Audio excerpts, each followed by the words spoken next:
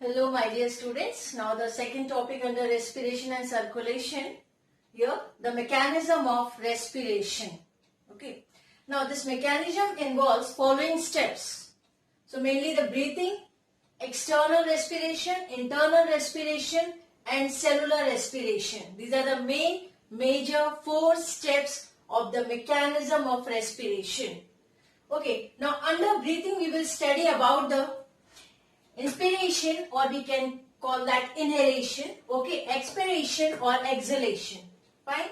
Now under the external respiration, here we will study about the diffusion of gases across alveolar membrane. And under the internal respiration we will study about the transport of gases by the blood, diffusion of oxygen and carbon dioxide between blood and tissues, utilization of oxygen by the cell for catabolic reaction. Okay. And the last one is the cellular respiration. So one by one we will go into the detail of all the steps involved in mechanism of respiration. Here. So the first one is inspiration or inhalation. Fine. The simple meaning or definition of inhalation is the process of drawing in of fresh air into lungs for gaseous exchange. Fine. This is simple definition of inhalation or inspiration.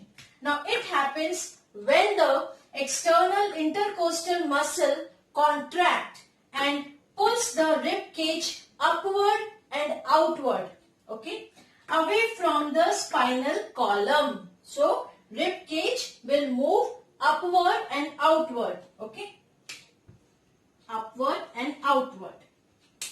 At the same time, diaphragm contracts and flattens, pushing down on the abdominal organ. So diaphragm will move down, okay, and that will become flattened. Rib cage move upward and outward.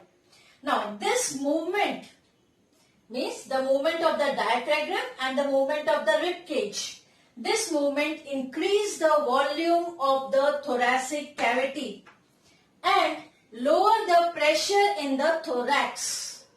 Now as the pressure falls, air is forced into the lungs. Air will enter into the lungs. So this is about the inspiration and or inhalation. And these are the changes occur. Means intercostal muscle will contract, rib cage moves upward and outward, diaphragm down and become flattened. So that's why the thoracic cavity will increase and the lower the pressure in the thorax. And as soon as the pressure is fall, then air is forced into the lung. So this is about the inhalation. Now come to the expiration or exhalation. Now simple definition of exhalation. The process of exhalation of carbon dioxide enriched foul air from the lungs that moves out. We exhale. Okay, now it is caused by the relaxation of muscles of diaphragm and external intercostal muscles. So here the muscles will relax.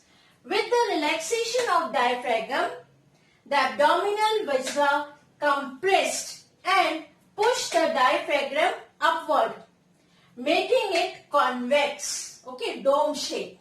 Now external intercostal muscle also relax, and this brings the rib and sternum to the original position.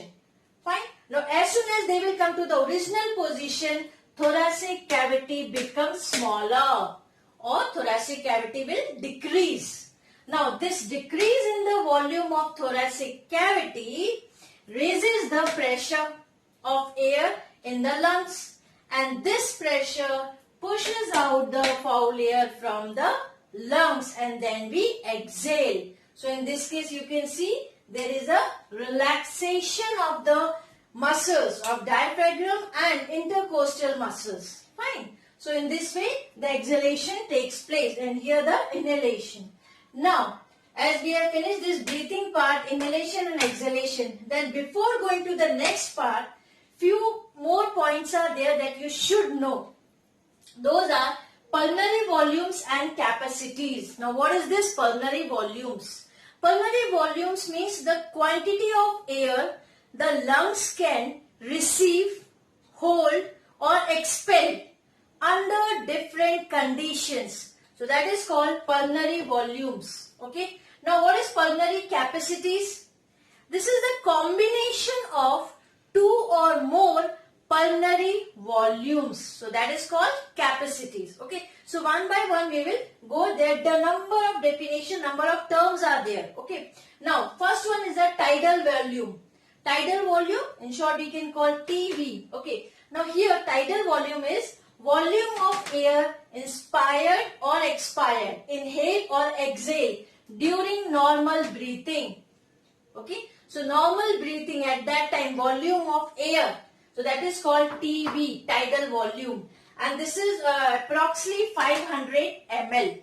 Okay. So that is the amount. Now alveolar volume. The air that reaches the respiratory surface of alveoli and engage in gas exchange. That is called alveolar volume. Here the amount is 350 ml. Okay. Now inspiratory reserve volume, IRV. Inspiratory reserve volume. Now what is this? It is an extra amount of air that can be inspired forcefully. Okay. After a normal inspiration or normal inhalation. So what is this inspiratory reserve volume, IRV? It is an extra amount of air that can be inhaled forcibly. Okay. After a normal inhalation. The amount is here 2500 to 3000 ml. Okay. Next is the expiratory reserve volume, ERV. Now what is this? This is the extra air that can be expelled after a normal exhalation. Okay, and the amount is 1000 to 1100 ml. So this is all about tidal, alveolar volume, IRV and ERV. Okay, few more terms are there. Dead space volume. Now what is this dead space volume?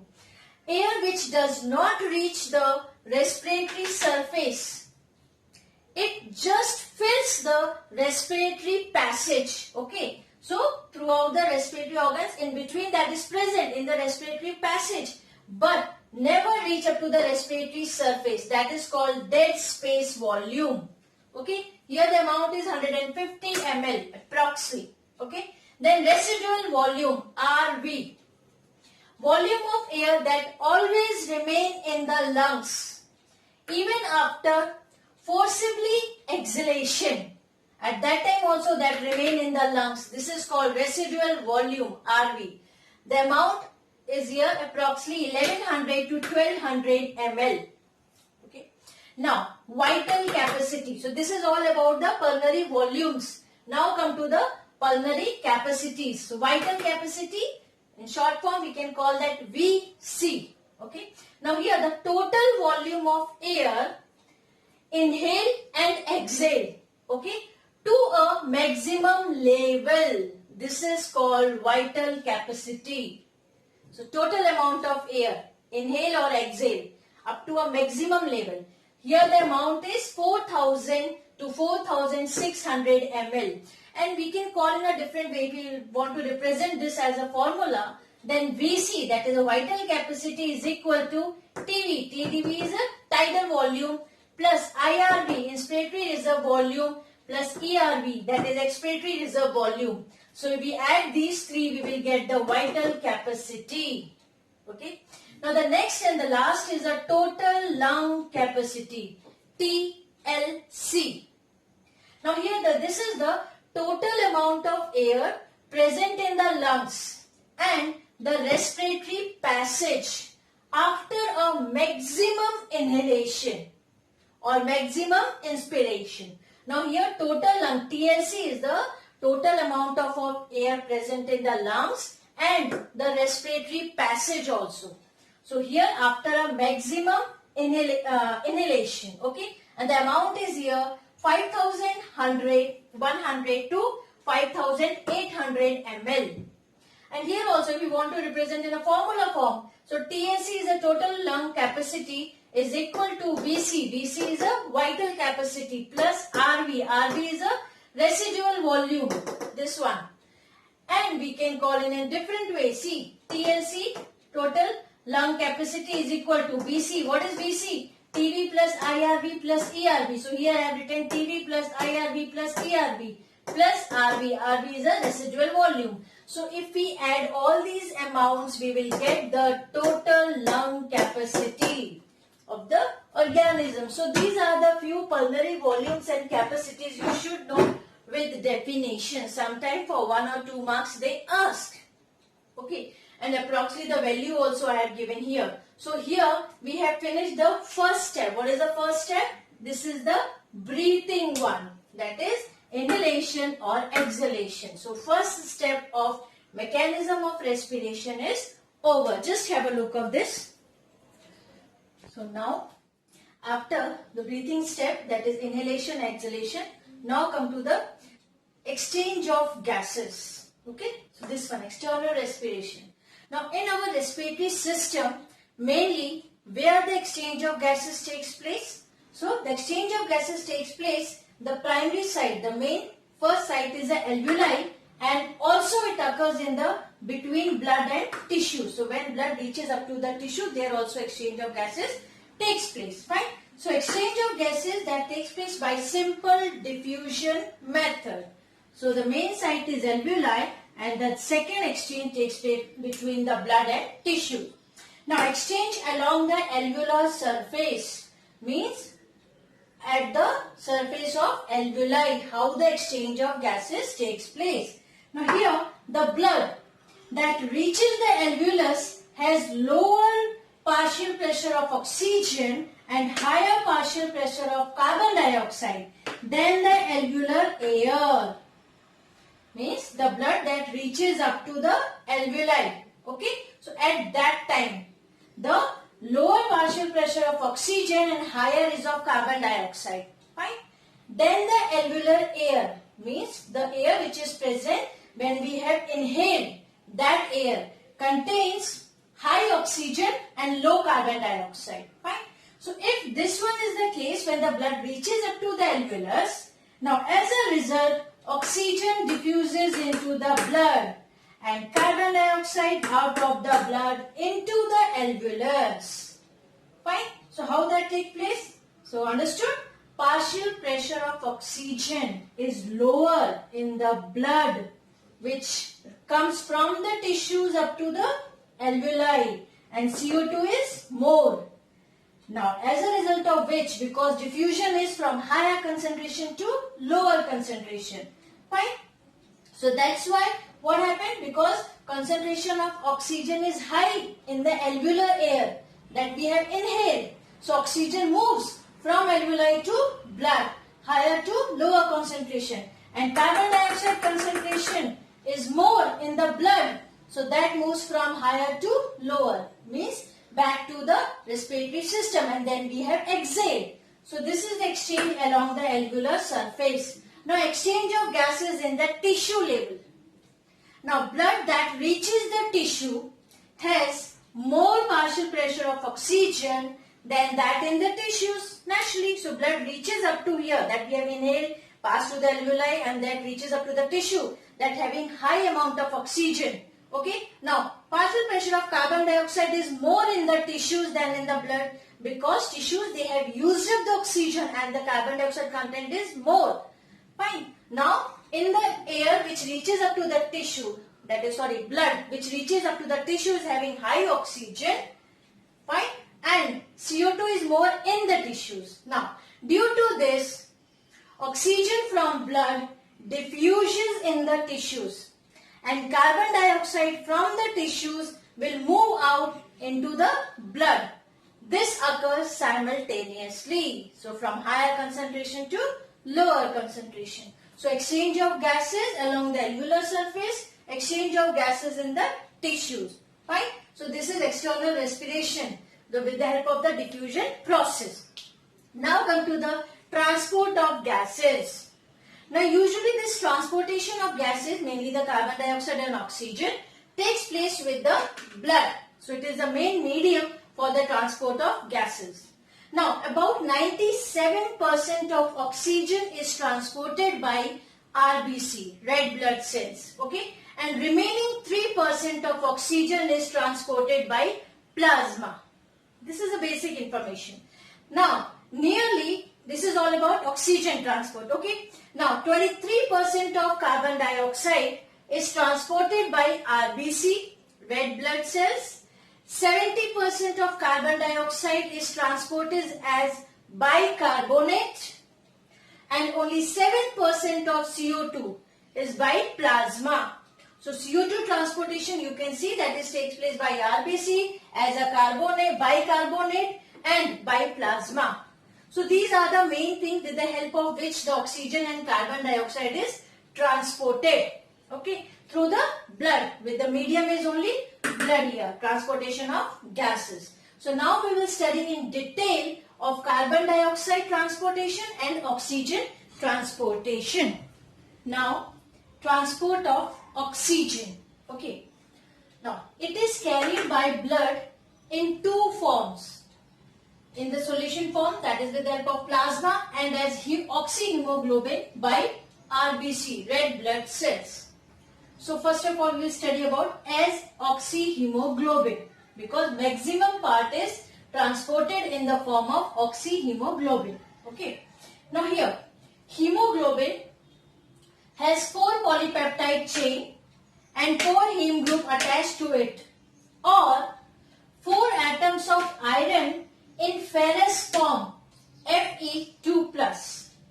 So it can react with 4 molecules of oxygen, because this hemoglobin is having 4 atoms of iron in ferrous form. So it can react with 4 molecules of oxygen to form Hp4O8. Now this is called oxyhemoglobin. Okay. So formation of oxyhemoglobin with the combination of hemoglobin and oxygen. And here they have given the structure of hemoglobin that contains a 4 polypeptide chain and a 4 heme group, or 4 atom of iron in ferrous form. And this combination of hemoglobin and oxygen to form oxyhemoglobin process is called oxygenation. Okay. Now here also you can see I have written here hemoglobin plus oxygen molecule. The reversible reaction you can see. The first, when it entered to lungs in the form of oxyhemoglobin, and when it go to the tissues, then it again separated out, because there they gives the oxygen and hemoglobin will be separated. Fine. So in the equation form I have shown here. Now after this we will study about oxygen hemoglobin dissociation curve, or oxygen dissociation curve. Now here, first of all, before going into the detail of oxygen dissociation curve, we should know that the percentage of hemoglobin that is bound with oxygen is called percentage saturation of hemoglobin. Okay, this you should know, because this part we will use to draw the graph. So the percentage of hemoglobin that is bound with oxygen is called percentage saturation of hemoglobin. Right? Now come to this. The relationship between the partial pressure of oxygen and percentage saturation of hemoglobin. Okay? With oxygen. Percentage saturation of hemoglobin with oxygen is graphically illustrated by a curve called oxygen dissociation curve. Right? So oxygen dissociation curve is the relationship between the partial pressure of oxygen and percentage saturation of the hemoglobin with oxygen. So this graphical representation, here you can see I have written here, that is partial pressure of oxygen, here percentage saturation of the hemoglobin with oxygen. Now here what happened, as we have seen the graph here, so in the normal condition, that blue line I have drawn, that is a normal condition, here red and the left. When there is a change in the conditions, the graph will shift toward the right or toward the left. So in the normal condition, the curve is always sigmoid shape, S-shaped curve, you can see in the normal condition.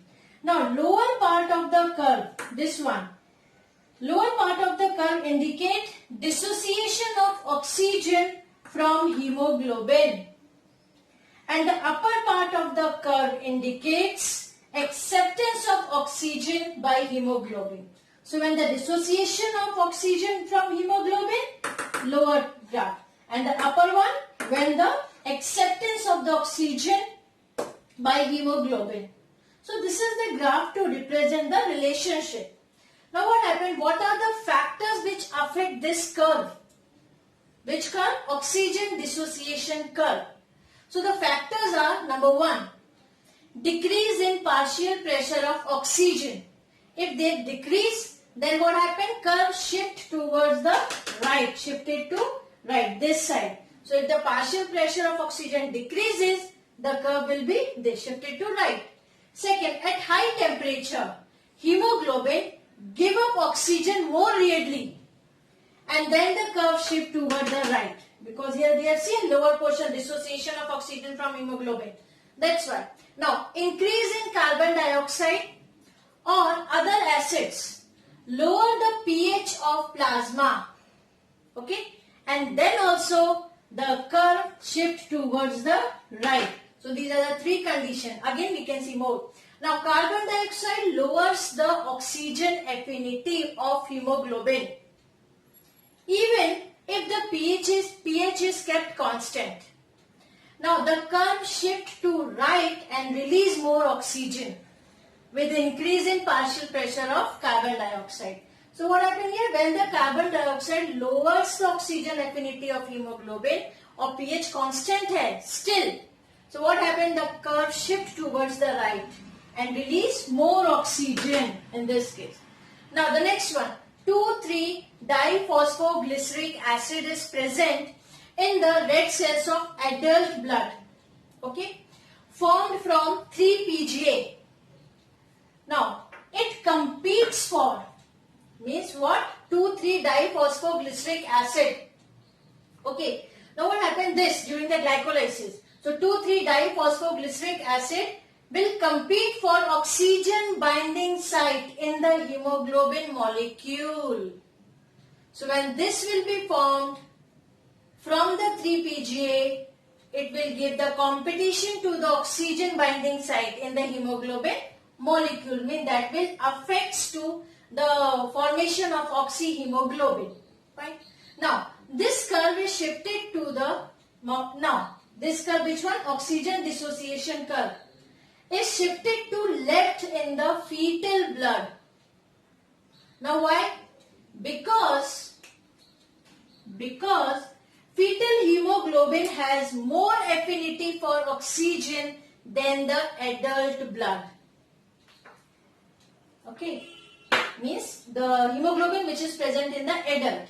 So this oxygen dissociation curve will shift it toward the left here in the fetal blood. Why? Because fetal hemoglobin has more affinity for oxygen than the adult. Now, in low temperature and high pH, curve will shift towards the left, this side. So here these two conditions they have given, where the curve will shift to left if the conditions are here in the fetal condition and in the low temperature and high pH. And here we have seen when the curve will shift to the right, the conditions are different. Fine. So in this way, this curve play a very important role. It will show the relationship of the relationship between the partial pressure of oxygen and percentage saturation of the hemoglobin with oxygen. So this graph is called oxygen dissociation curve. Now two terms are there. This also you should know. That is Bohr's effect. What is this? Now Bohr's effect is shifting of the curve to the right by increasing partial pressure of carbon dioxide, and is called Bohr's effect. Fine, because dissociation of oxygen will take place. So the shifting of curve toward the right by increasing the partial pressure of carbon dioxide. So this effect is called Bohr's effect. Now next is the Haldane effect. One more term is there. Now binding of oxygen with hemoglobin tends to displace carbon dioxide from the blood, and this effect is called Haldane effect. Once again, the binding of oxygen with hemoglobin tend to displace the carbon dioxide from the blood, and this effect is called Haldane effect. So in this way, here we have finished, that is transport of oxygen, how it takes place. Okay, now transport of carbon dioxide. Okay, now here carbon dioxide in gaseous form diffuses out of the cell into the capillaries, where it is transported in three ways. Now what are those? In dissolved state, that is by plasma, 7% of carbon dioxide.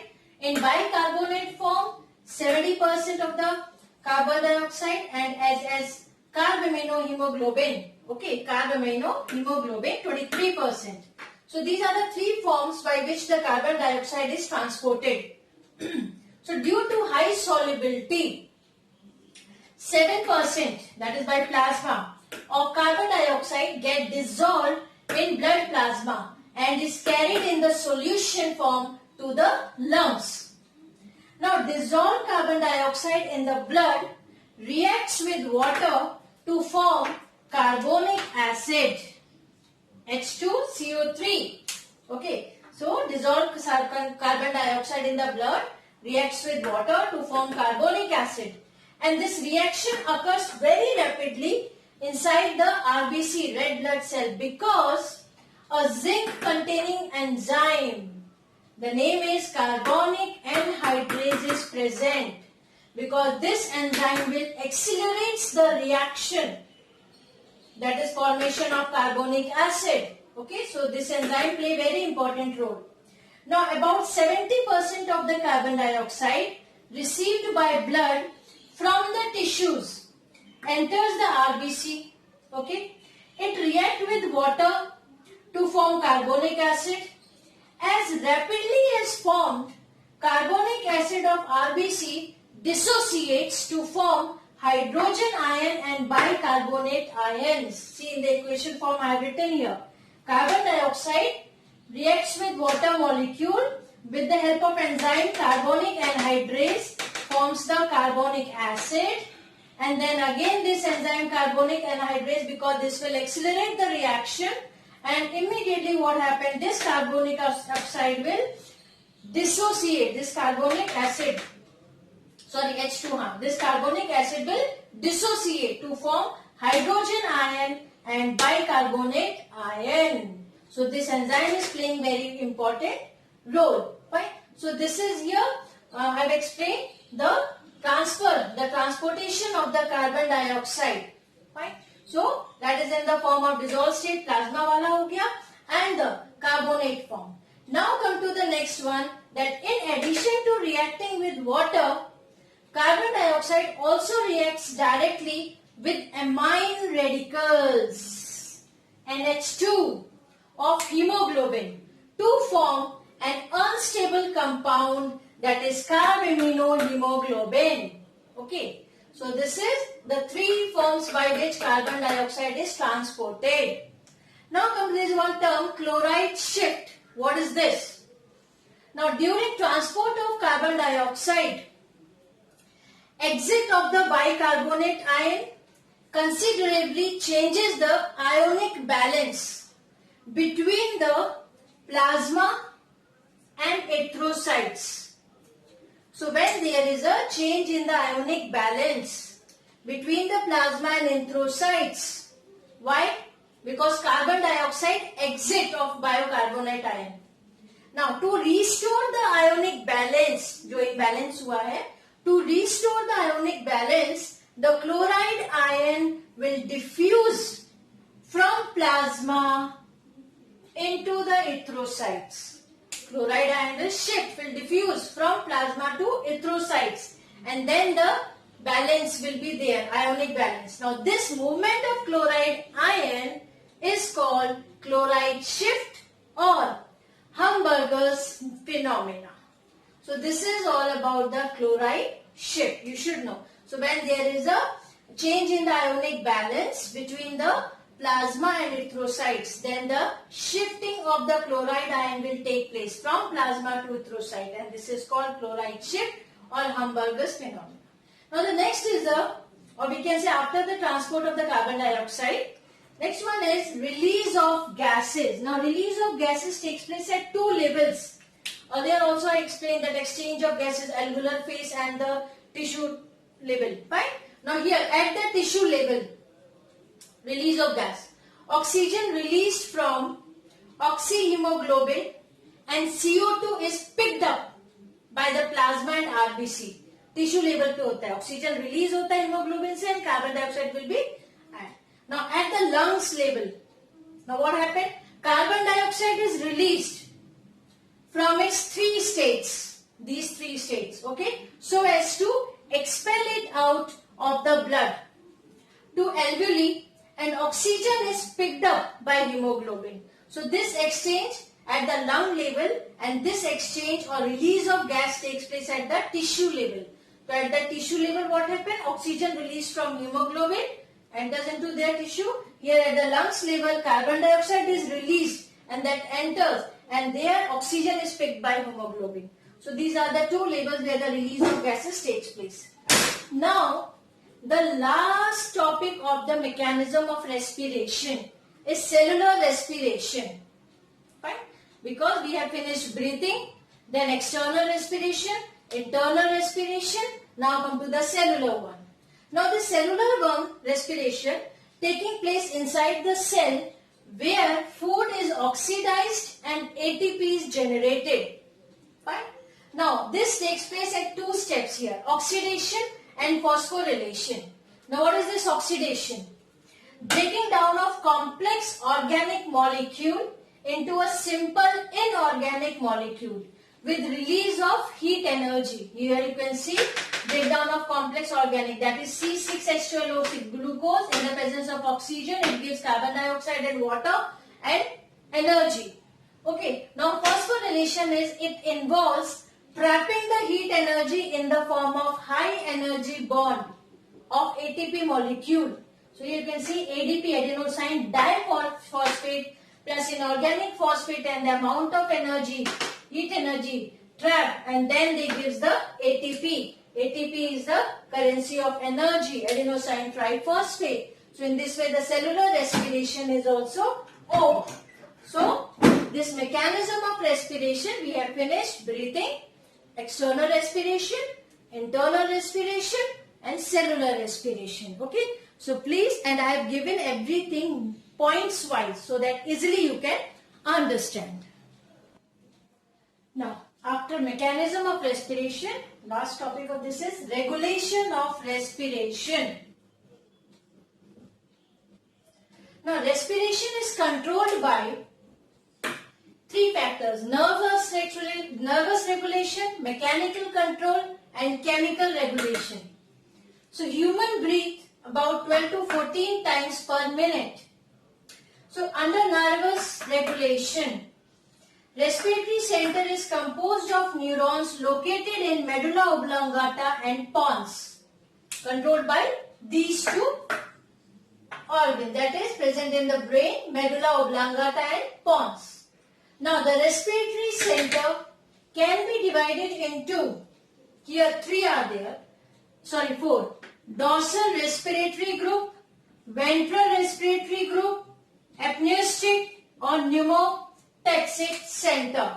Okay, pneumotaxic center. So this respiratory center divided into four parts. So one by one. And one more thing, these centers are very sensitive to partial pressure of carbon dioxide in arteries and pH level of blood. So the first one is the dorsal respiratory group, and this one is also called as inspiratory center. Fine. Now this controls the contraction of external intercostal muscle and muscle that flattens the diaphragm to cause inspiration. Okay, so that is called the inspiratory center. Fine. Next is the ventral respiratory group, and it is also called as expiratory center. Now what it controls? It issues the signals for both inspiration and expiration. Which one? Ventral respiratory group. See this one, dorsal respiratory group present on the dorsal side of medulla oblongata. Ventral respiratory group is present on the ventral side of the medulla oblongata. Now come to the apneustic center. This one. Its apneustic center is present in the lower part of pons and works in the collaboration with pneumotaxic center to control the depth of inspiration, how deeply we can inspire. Okay, inhale. Now pneumotaxic center in dorsal part of pons. Ventral lower part में क्या है? Apneustic center, and pneumotaxic center is in dorsal part of the pons and regulates time of inspiration. So here this is all about the nervous regulation under this. Fine. Now here the nervous regulation, mainly the medulla oblongata and pons. Then respiratory centers are present in the region of the medulla oblongata, and these two are in the pons region. Fine. Now come to the next one is mechanical control. So nervous regulation over. Now come to the mechanical control. Now mechanical control, here that is also called, we can say, the Hering-Breuer reflex. Hering-Breuer reflex. Now what is this? See, stretch receptors are located. Stretch receptors are located in the walls of bronchi and bronchioles. So these are stimulated by overstretching of the lungs. They send impulses through vagus nerve fibers to expiratory center, which in turn sends to the inspiratory center for inhibition and cause expiration. So we can say here that stretch receptors are present on the wall of bronchi and bronchioles, and this is stimulated when their lungs are overstretched. Okay, so that is called Hering-Breuer reflex. And this control, what? This Hering-Breuer reflex control the depth and rhythm of respiration. Fine. Now the last one is the chemical regulation. This one. Here, chemosensitive areas is situated near respiratory center in medulla, where it is backed with CSF. CSF is cerebrospinal fluid. So chemosensitive areas are present in the region of medulla, and it is also with the CSF. Now it is highly sensitive to change in carbon dioxide concentration or the change in blood pH. What? Chemoreceptors. They are very much sensitive. Now the chemoreceptors are present in carotid and aortic bodies within the carotid arteries and aorta respectively. They get stimulated by rise in partial pressure of carbon dioxide or hydrogen ion, or decline in partial pressure of oxygen, and send impulses to chemosensitive area. And when they send the impulse to chemosensitive areas to increase the rate of contraction and relaxation. So here also they are controlling or regulating the respiration. So we have studied here that respiration is controlled by three ways: nervous regulation, mechanical control, and chemical regulation. Okay, so just have a look of this, and one diagram they have given in your textbook. So it's better if you will open your textbook in front of you, keep it with, that is figure 8.10. Then you can correlate the parts which controls the respiration. Thank you.